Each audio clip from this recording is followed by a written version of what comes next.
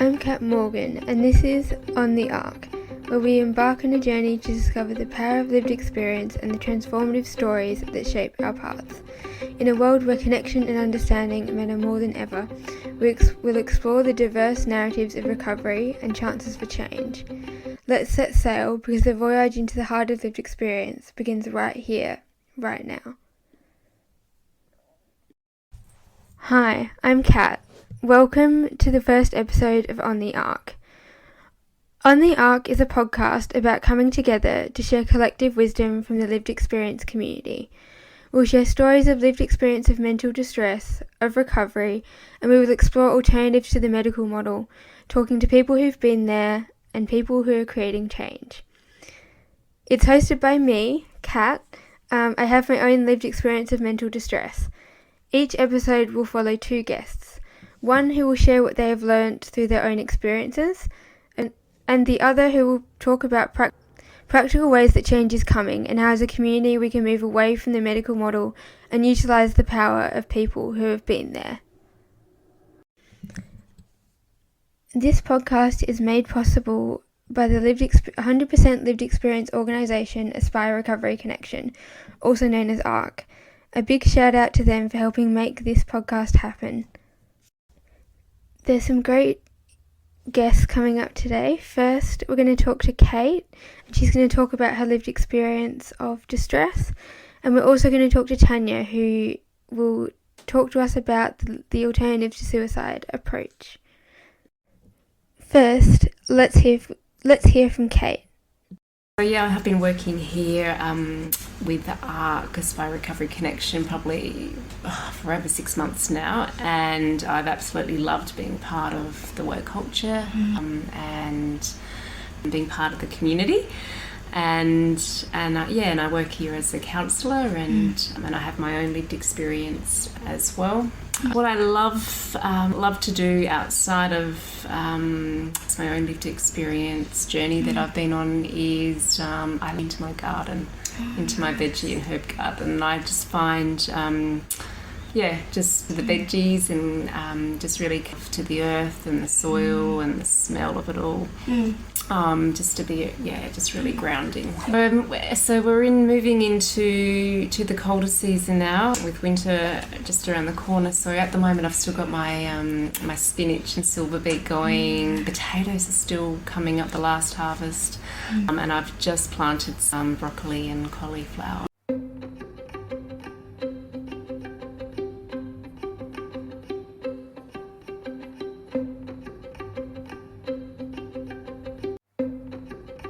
Yeah, today we've got Kate, who's going to share her lived experience sort of story with us.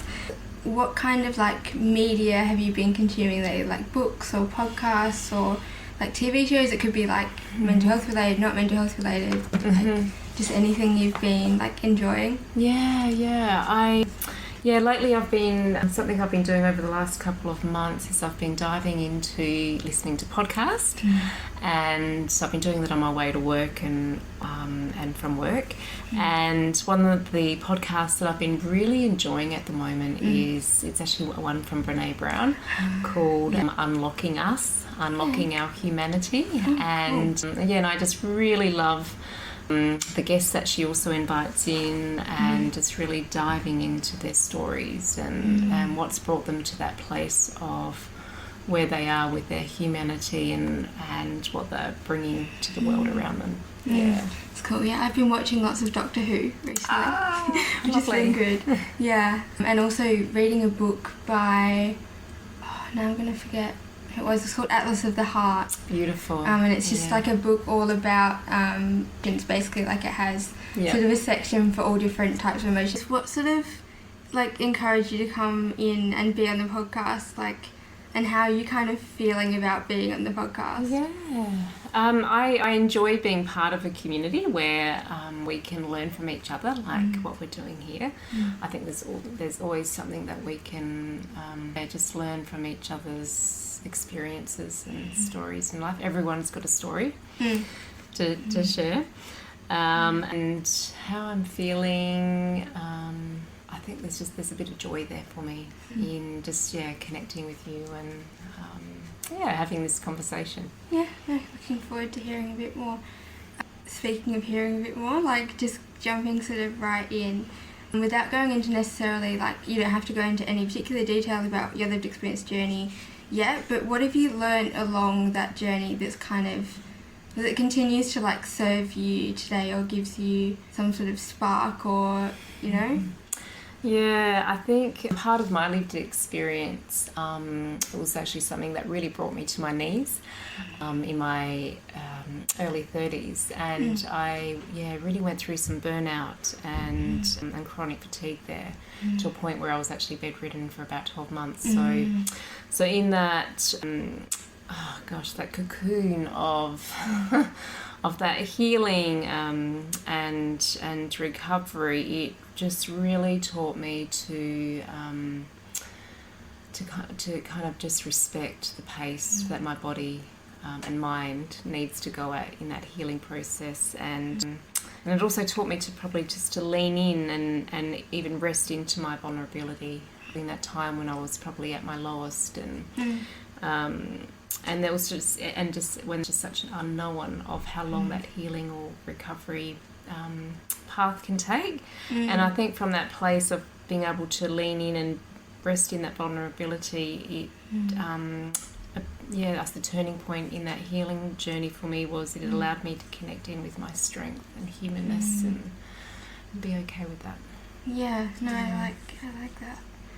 And I guess sort of, if you want to add anything else about like strengths, or the strengths that you've kind of been able to build upon through that experience, is there anything else you want to add about about strengths? I think, from being able to connect into that place of my vulnerability, even now if I'm going through, passages of distress or uncomfortableness, it's taught me to be comfortable with being vulnerable and awkward in those moments, and brave and courageous and kind with myself. And I think from this place it allows me to be able to connect in with another's humanity, and really sit with them, be with them in that space. And what's been like the hardest or the most challenging thing about experiences, or like living with sort of like that distress?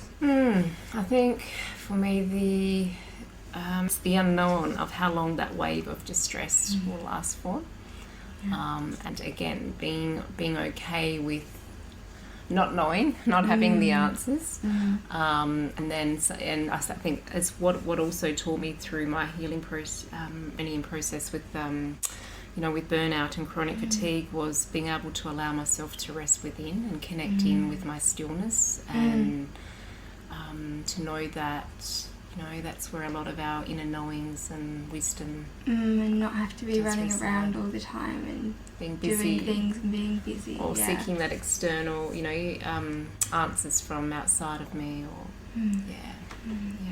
and then what kind of things have sort of been helpful along the way? Or like either within yourself, or like other things, like coping things, or outside of yourself, or... So for me, one of the biggest things that really helped me through that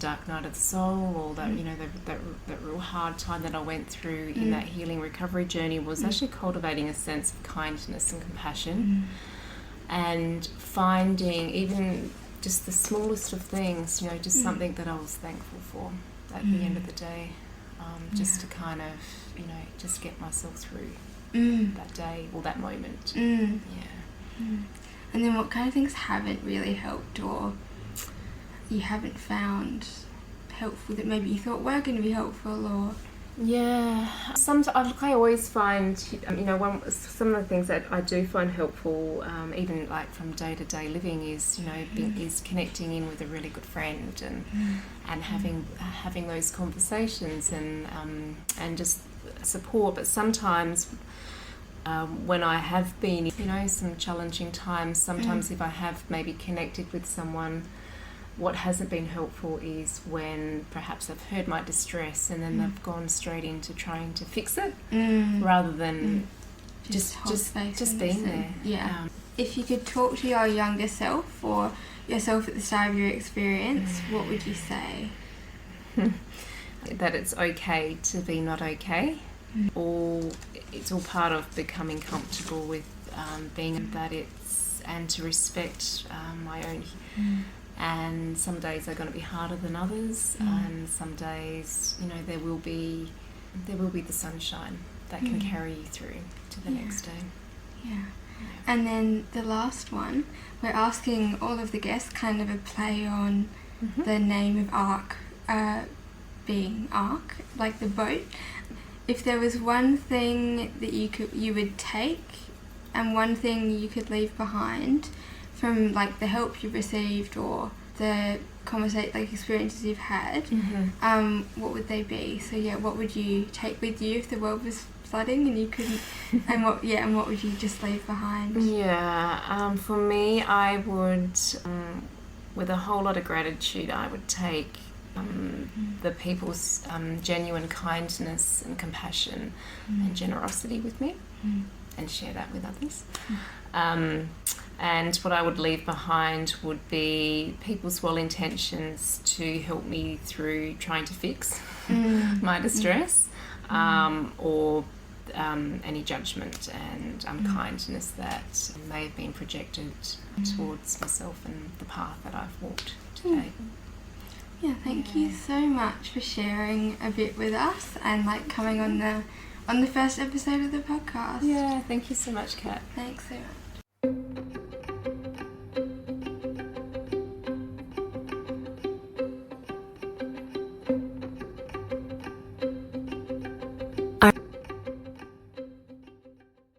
My name's Tanya. I use the pronouns she and her. Although sometimes I've had people say that use they them for me, and I don't take offense. I find it like actually very respectful, because I think at times my gender expression is quite masculine, so I just feel validated in that. I don't like he him pronouns that use for me. Something that we ask in Alt to See, which is what we're going to be talking about, is where do you feel most connected? And my answer is that I feel most connected in nature. So that's a bit about me, is I really like nature. So I like camping and hiking, and foraging lately has been fun. We've been going and getting blackberries a lot. And I like going to the beach. I live near the beach, so I used to go fishing a lot more, but recently I've become a mum, so I don't get to go as often as I like to. But hopefully that will change soon when we can teach him how to fish as well.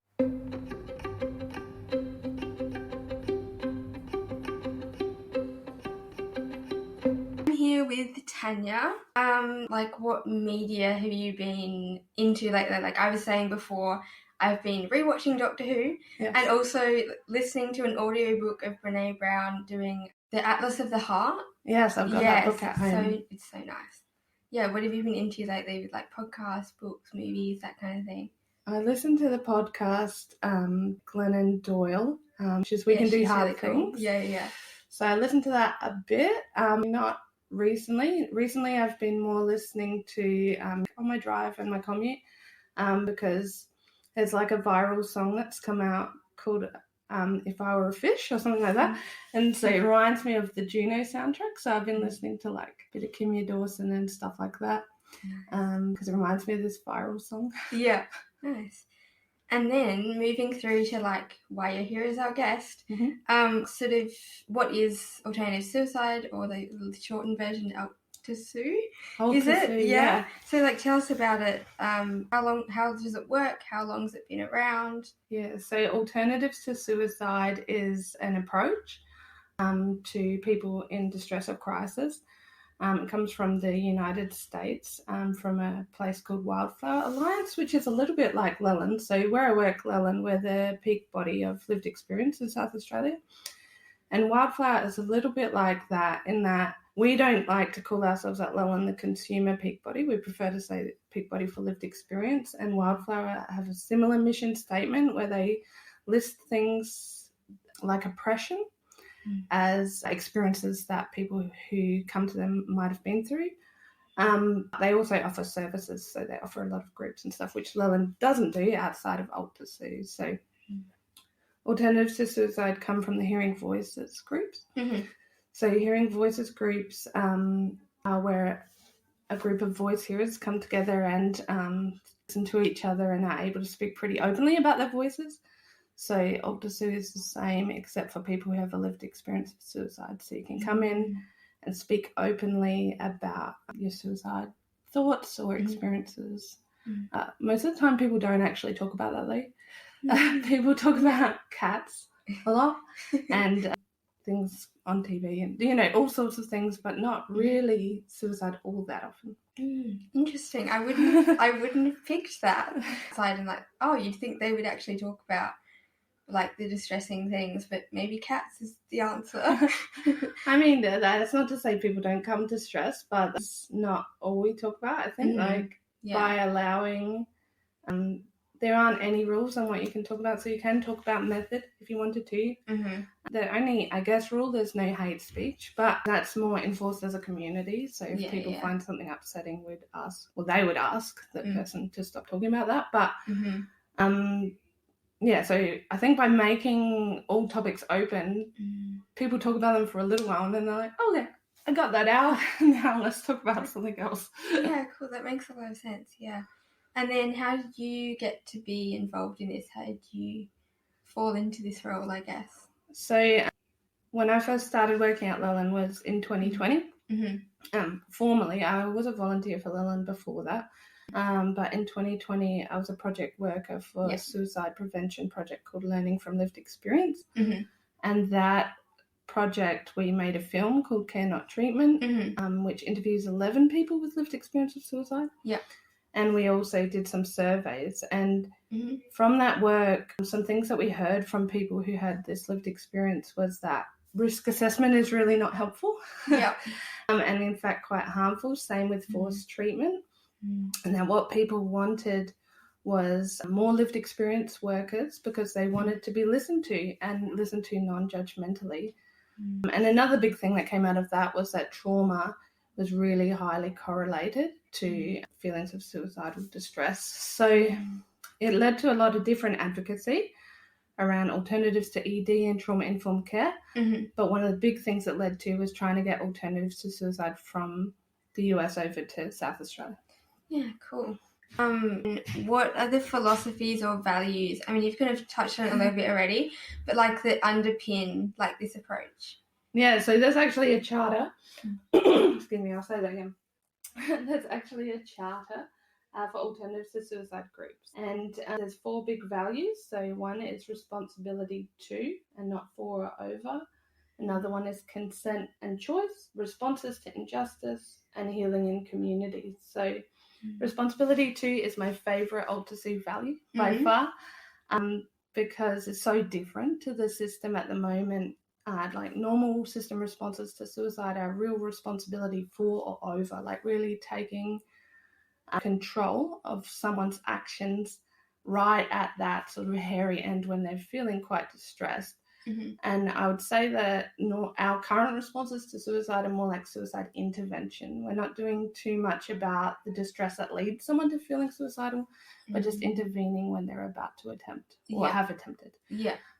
So that uses generally force, which is responsibility over people. But suicide alternatives to suicide groups, and you can use this approach one-on-one with people as well, comes from a responsibility to someone approach. So that means our facilitators, who all have a lived experience of suicide, for the 90 minutes of the group, they have a responsibility to the people that come to hold space for them, to sit and listen without judgment, and to not offer any unsolicited advice or solutions, which is important. But then after that 90 minutes, they don't have any responsibility to them. Yeah, like it's just in that moment and like holding space in that group. Yeah, so one of the ways that I think about it, because it's quite hard for our facilitators actually, because people worry like they're doing this because they care for people. So one of the things I liken it to is it's not a really good analogy, but sometimes when I've been in a club or a pub and I go to the bathroom, someone's quite upset, and in that moment, like they might be crying because they've just had a breakup or they've seen their ex on a dance floor or something like that, and in that moment in the bathroom, you and we'll chat to them. In fact, like quite a few people usually gather around them. It's been my experience. Yeah. But then after that moment of holding space in the bathroom, they disappear, and you may not ever see them again. Yeah. And we don't tend to, in situations like that, keep worrying about that person. And so that's how I try to view Alt to Sue groups, that it's just about that moment. Yeah. They might come back the next week, they might not, but our responsibility to them was just for that moment. Cool. And then, again, I feel like we've kind of already touched on this. How is it, you have definitely, but if you want to expand on it more, how is this different from a mainstream quote-unquote mental health sort of approach, or how the majority of the current system kind of works? Yeah, so something that we go through in Alt to Sue training, or When Conversations, which is Alt to Sue training for one-on-one, is that risk assessments in the literature actually, you can see that they're only about 50% effective at predicting suicide. So they're really only as effective as someone flipping a coin. Yeah. So because of that, we don't do them, because we think that if you get it wrong, it's quite harmful to the person who's receiving the forced treatment. And we think that there are better ways. So the biggest difference, I guess, is that we don't do risk assessment at all in these groups. The groups are anonymous. We don't even take registration, or people don't even have to give us their real name. So because of that, because we don't know if they've given us their real name, we don't have any registration details, we couldn't even take any action if we wanted to. So we can't really call mental health triage, because we don't know anything about that person except maybe a visual description. But for our online groups, sometimes people come on and they don't turn their camera on or their microphone, so you have zero description, their username. So that means that because we can't take any action, there's no point in doing a risk assessment. And it's a real unlearning, because in my past jobs I have been trained in risk assessment, and I when I first started facilitating groups, I found myself like falling into those patterns of thinking, like looking out for warning signs, and then I reminded myself, no, we're not doing that here, and I fell into the approach that we use for Alt to Sue, which is called VCVC. So that's validation, curiosity, vulnerability, and community. So don't have to think about that acronym too much, but I definitely thought about it when I was starting to fall into risk assessment habit. And and people will tell you and make their own choices for what they want to do next. You don't have to make them for them. And then who is it for? And if they want to, how can people get involved? So Alt to Sue groups are for anyone with a lived experience of suicide. It doesn't have to be that you're currently having suicidal thoughts. Although for some people that is a regular thing, and we don't have any rule. Like one person in America that does Alt to Sue says, it's not like we stand at the door and ask, like, have you tried it yet? There's no rule around what a definition of lived experience of suicide is. People can self-define. I think it's a good space to connect with people who maybe are like-minded to you if you're someone who feels that the current system isn't working and you want to talk about different ways that we can get back to our community and connecting with each other again and feel less isolated, then I think it's a good place to go, whether or not you're currently having suicidal thoughts. It doesn't matter. Touching on how people might want to get involved, is there like a cost? Is it in person? Is it online? Like, are there any particular barriers people, might come up against trying to access Alt to Sue? Yeah, that's a good question. It had never even occurred to me that people might be expecting a cost. They're all free, all run by volunteers, and we've been very lucky that our venues for the in-person groups are all offering us their rooms pro bono, which is nice. So there's no cost associated, no registration, as I said, but you can follow LELAN on Facebook and you'll get a reminder of what groups are coming up that week. That's probably the easiest way. We also have a website that has a calendar of all the groups on for the month. If you're not on Facebook, you could go that way. We have a mixture of in-person and online groups. How important is it that it exists? I think from my own lived experience, really important, because I've had situations when I was feeling suicidal where forced treatment was used on me and it was really harmful. But more than that, I can think of just one example where I wasn't even particularly feeling suicidal, but I wanted to talk about it with someone, and I had the police called on me. Yeah, wow.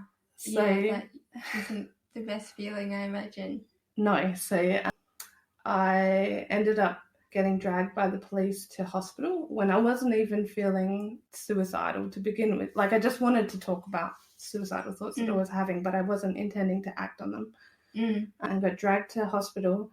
And in a hospital, they got mad at me for wasting their time when I didn't even want to be there to begin with. And they told me to go home, but the police had brought me to hospital. I didn't have my wallet on me, didn't have my keys, my car or anything. So I had to walk home, which was like several suburbs away. And by the end of that, I actually was feeling more suicidal because of the way that they treated me. And then how about, like, we've talked about a bunch of different stuff. Is there anything that you feel like we missed or you wanted to touch on a little bit more? I think I just wanted to talk a bit about why we think that this approach is so needed from, I guess, more of our community's point of view, because I talked a bit about why this approach is needed from my lived experience, but from what our community has told us. So when we did those surveys in 2020, we deliberately made the definition of trauma really broad, because I think that it is broad. And we included things like homelessness, intergenerational trauma, vicarious trauma, trauma from mental health services. And by doing that, we found a lot of people ticking those boxes. So it was really, really highly correlated to feeling suicidal. And when we've talked to our community about what does trauma feel like, and we've used that wide lens or that wide definition, including things like oppression as well, so racism or transphobia or homophobia. People have said a lot of different words. So they've said about feeling lonely or feeling out of control. But when we boil it down, it does seem like trauma makes people feel a loss of power and control.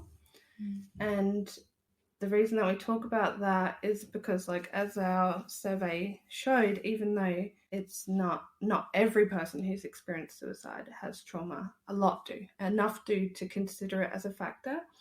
And when we think about our communities telling us trauma feels like a loss of power and control, and we realize that the system currently treats people who are suicidal by taking their power and control away, it just doesn't make any sense. So alternatives to suicide groups exist to really reverse that and to say, here's some power back, here's some control back. You can choose whether or not you come. We're never going to call emergency services on you, never going to do a risk assessment. That's not to say people might not come to our groups, feel still distressed after, and then choose to go to the ED, maybe even with someone else from the group. That would be a choice that they made rather than something that's enforced on them. And that's really an important distinction, I think. Some people find medication works for them, or they find that this current mental health system works for them, but there's a choice that they're making because it aligns with their values or their needs. Whereas we never want to force that on people, especially not people who've experienced a lifetime of trauma where they have had lots of things forced on them or a lot of their power taken away. We want to give some power back and say, what's going to work best for you? Like, what's worked in the past? Is there somewhere you've been where you haven't felt suicidal, or something that you've done where you haven't felt suicidal in that moment? And a great story that Sarah is one of the founders of this approach from the Wildflower Alliance. One that she shares is she had someone that she was working with who, she wasn't working with them formally. They contacted her about feeling suicidal through the Facebook, I think. And he had consistently said to her, "You're not listening to me. I'm going to suicide. You're not listening to me." And she realized that even though she was trying to take a peer approach and be very mutual, she had been hoping that she would find the right words to save him. So she'd still been taking that sort of savior role. She'd been hoping that there would be some secret words that she could say that would save his life. So she finally, after many weeks, I think, of having these conversations with him, said, okay, I believe you. I believe that you are going to suicide. Is there something that you would like to do before you die? And then what they ended up doing together is planning a show of his photography that he did as a hobby. And by the end of planning the show together and talking about what pieces they wanted to include, he didn't want to die anymore. And I've seen that same sort of thing happen with people that I've done peer work with, and also in alter suit groups, that when you really resign yourself to not having any power or influence over someone. I remember in an alter suit group, I was trying to sway the conversation to like talking about positive things because it was getting pretty dark. And I was doing that from a place where I was like, yeah, I guess I wanted to like be the savior or point out the good things that there are to live for in life. But so it was good intention, but someone in the group pulled me up on it and they said, hey, actually having suicide as an option is really important to me. Lets me feel like I have control. And I said, all right, actually you've reminded me that when I was feeling in a really dark place, having a date set for my suicide was really important. And so we went back to talking about that dark thing, and what ended up happening is that everyone in the group, I think about 6 or 7 people, shared these similar experiences, and by the end no one felt as heavy as they did coming into the group because they'd all shared in the darkness, they'd sat in the dark together. And so if I had been successful in steering the conversation to something light and fluffy, they wouldn't have had that connection, and they would have left potentially feeling even more isolated, like I couldn't talk about the things that I needed to. It's really cool. And then the very last question, we're asking all the guests on this podcast, because since it's called On the Arc, after the acronym for this organisation. Yes. If there was one thing you would take and one thing you would leave behind from the help you've received, what would it be? Or like, what would they be? Take and leave behind. Yeah. I think one of the people that I think was so... I mean, I had a lot of people over the years who really helped me when I was feeling distressed, but one of the people that I often think about is that there was a period where I couldn't afford to go see my psychologist, and I could barely afford my medication. It was really like rough time financially for me, and I needed help. And so I had a GP registrar who I got to see, and she would let me see her for free, so bulk billed, as often or as little as I wanted to. So usually once a week, but sometimes twice.